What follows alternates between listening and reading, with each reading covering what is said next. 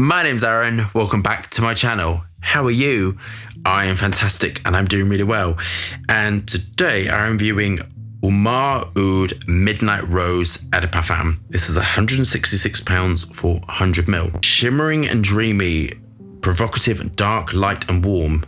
Dark, light and warm. Amouroud is a collection of olfactory memories and stories, both real and imaginary. Each of the fragrances in the Amouroud collection is created with the highest quality raw materials, fantastic, resulting in beautifully long-lasting scents that are innovative, refined, and characterful. The inclusion of oud in each of the fragrances offers unparalleled intensity and longevity, opening with the freshness of early morning roses, heavy with dew. Midnight Rose sparkles with the notes of lychee, hot notes of iris, lily, pure red rose, and a calming sensuality before the fragrance evolves into the glorious night garden with warm, dark-hued oud, anchoring the composition alongside labdanum, amber, ensuring this magnificent fragrance lingers long after midnight. It's making me want to buy it. Do we have our bottles of Midnight Rose? Are we engaged with our high self? Let's get testing. So out there, people have got Asperger's and stuff, and on the sort of spectrum, we're super sensitive to textures. This is setting my teeth on edge. This sort of like fake velvet. I can't really bear it.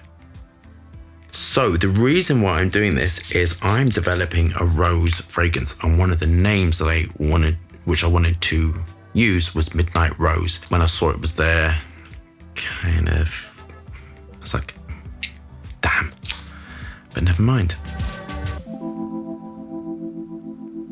Super sweet, clawing at your teeth sweet.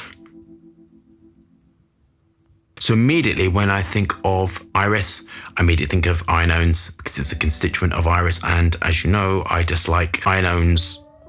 Actually, I can't bear them, but in stuff done well, I really like them. This has the beta inone to give it that dry wood feel, and it's done really well. I kind of really like this actually. Surprised me. Light, airy, which is the hedione, and the hedione is part of very interesting hedione, and it's part of the jasmine sort of family of aroma chemicals, and it was the part of the jasmine which they couldn't figure out what it was, and then they managed to synthesize it, and apparently in the brain it releases like serotonin and all that stuff and makes you feel fantastic and happy. I don't know how much I buy into that or if that's just marketing, but it is definitely, hedione is so important to give that sort of like feel of that sort of lightness to it and airiness to it. It's a good raw material to work around. It is allergen free, and apparently when I was reading, when they first developed it, it was super expensive, and now because it's produced in tons and tons and tons, hundreds of tons, it's cheap. So this is using one of the aroma chemicals called phenoxanol, and phenoxanol is really nice. It just smells of rose. It's one of the rose aroma chemicals. It's fantastic to build fragrances around.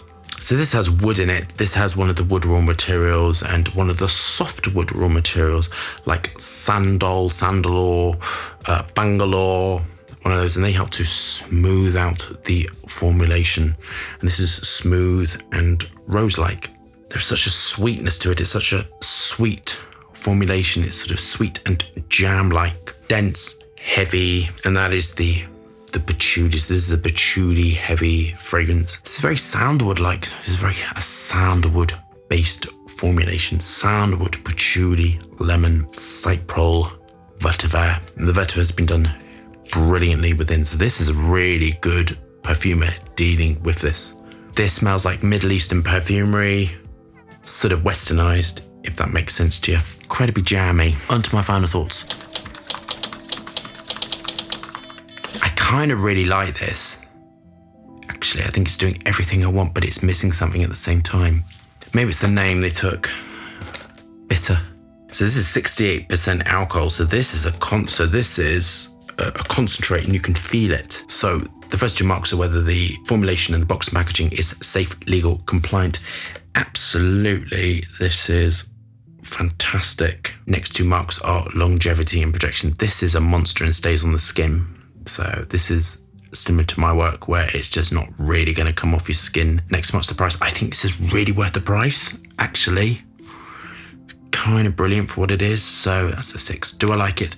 I kind of like it, but it's a little bit too dense for my liking, and there's a few things missing that I would personally love to see in it. I kind of love it, but that sort of summarizes how I feel about it. I love rose and oud massively. It is the two raw materials that I gravitate to, which is sort of what always my work is going to get known for. So kind of a rose and oud fragrances, I'm always going to be harder on those sort of formulations. And in this aspect, I think it's okay, but I'd love to see more done with it. Sangomar is a 7 out of 10. I think it's really, really well built.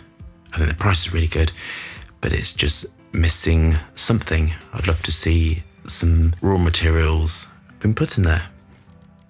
So I hope you love that review. Thumbs up and subscribe for more fascinating, interesting content, lots of moving hands, and lots of fragrance reviews. I hope you're staying safe and well, and I'll see you soon.